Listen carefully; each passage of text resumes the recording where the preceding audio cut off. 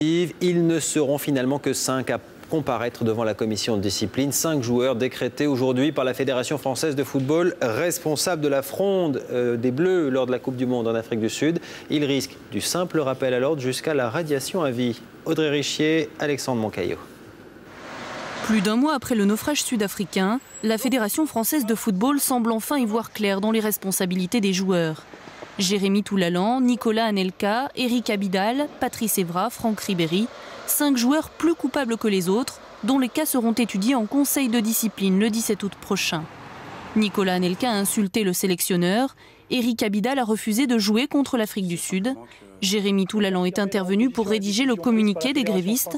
Quant à Patrice Evra, le capitaine, et Franck Ribéry, le vice-capitaine, le Conseil fédéral leur reproche leur mauvaise communication avec leurs coéquipiers après l'exclusion de Nicolas Anelka.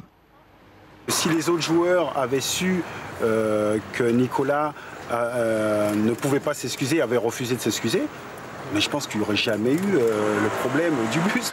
Les 3 membres de la mission d'information ont auditionné 18 des 23 grévistes.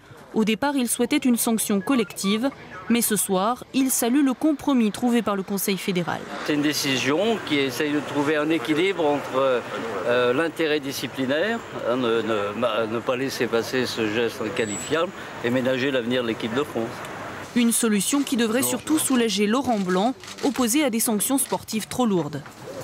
Il ne faudrait pas que de vouloir punir, on se pénalise pour l'objectif qui est le suivant, c'est-à-dire l'Euro 2012.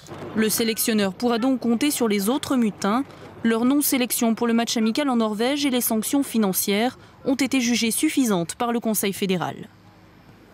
Cinéma avec la sortie